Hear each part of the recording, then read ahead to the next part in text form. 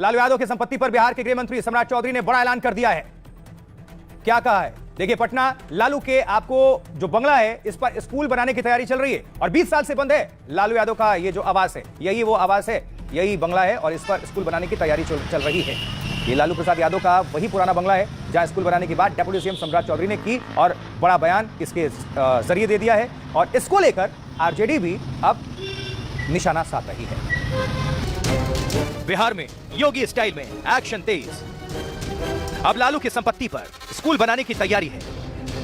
लालू के इसी बंगले का ताला टूटेगा। उत्तर प्रदेश की तर्ज पर भ्रष्ट नेताओं की संपत्ति पर स्कूल बनने जा रहा है। इसके लिए लालू की संपत्ति की पहचान कर ली गई है। तो किस तरह से लालू यादव के बंगले पर स्कूल खुल जाएगा, उसकी तैयारी कैसे चल रही है, जरा नजर डालिए। बिहार में करारी शिकस्त के बाद लालू की नई मुसीबत अब सामने आ गई है क्योंकि लालू की संपत्ति नीतीश सरकार जब्त करेगी, ऐसी तैयारी चल रही है। डेप्यूटी सीएम सम्राट चौधरी ने इसका ऐलान किया है बड़ा। लालू की अवैध संपत्तियों को सरकार जब्त करेगी, उन पर बच्चों के लिए सरकारी स्कूल खोल दिए जाएंगे। इसका उपयोग अनाथालय में भी किया जा सकता है और इन संपत्तियों का छात्रावास के रूप में भी इस्तेमाल हो सकता है। खास बात है, सम्राट चौधरी ने लालू को रजिस्टर्ड अपराधी बताया है। भ्रष्टाचार से बनाई गई संपत्ति समाज के हित में इस्तेमाल होगी, ये कहा गया है। चारा घोटाले में करीब 950 करोड़ का घोटाला हुआ था, लगभग 1000 करोड़ का ये लगभग। इसमें सीबीआई ईडी ने लालू की कई संपत्ति जब्त की थी और इसमें पटना चिड़ियाघर के पास लालू की एक प्रॉपर्टी है, संपत्ति है। लालू यादव का यह बंगला पिछले 20 सालों से बंद पड़ा हुआ है, जिसकी तस्वीर थोड़ी देर पहले आपको हम दिखा रहे थे। इस भवन को खोलकर उसकी मरम्मत कराई जाएगी और वहां बच्चों के लिए सरकारी स्कूल शुरू किया जाएगा। इस बिल्डिंग में अभी ताला जड़ा हुआ है, लगा हुआ है। सम्राट चौधरी ने लालू प्रसाद पर तंज किया है। बिल्डिंग में स्कूल खुलेगा तो लालू को अच्छा ही लगेगा। सम्राट चौधरी ने कहा, अपराधी चाहे कोई भी हो, सब एक ना एक दिन जेल जरूर जाएंगे। उन्हें अपनी अवैध संपत्तियों को सरकार को सौंपना होगा। मैं धमकी नहीं देता हूं, कार्रवाई करता हूं। बहुत जल्द आपको यह देखने को मिलेगा। यह कहना है डेप्यूटी सीएम और बिहार के गृह मंत्री सम्राट चौधरी का। देखिए, ये तो बिहार की बात हुई है।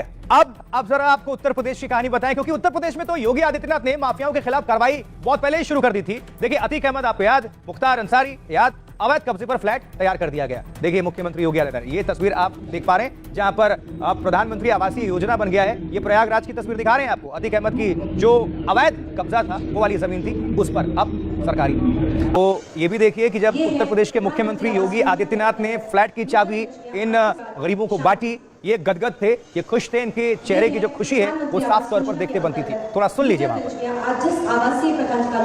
अतीक की जमीन पर तो हमने दिखा दिया फ्लैट और चाबी बढ़ गई। अब जरा मुख्तार की जमीन पर भी लिए चलते हैं जहां पर फ्लैट तैयार हुए, उसकी भी चाबी सौंप दी गई और यहाँ पर भी ये देखिए किस तरह से भव्य निर्माण हुआ। मुख्तार की जमीन पर ये फ्लैट और ये है राजधानी लखनऊ की तस्वीर। तो किस तरह से आपको हमने दिखाया यूपी में माफिया की जमीन पर फ्लैट, जरा कुछ और भी अपडेट कर दें आपको, क्योंकि योगी राज है ये।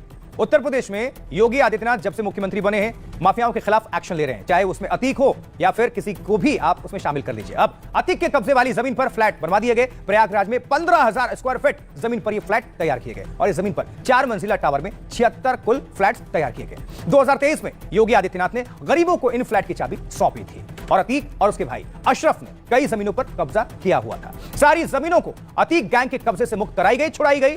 नैनी में 150 फ्लैट्स और झूसी में 200 फ्लैट्स बनाए जा रहे हैं। अभी 350 फ्लैट्स, जो एक इलाका है झलवा, वो उस जगह पर तैयारी चल रही है और माफिया मुख्तार अंसारी के कब्जे वाली जमीन पर भी फ्लैट बना है राजधानी लखनऊ में। लखनऊ में मुख्तार के अवैध कब्जे वाली जमीन पर एक्शन हुआ।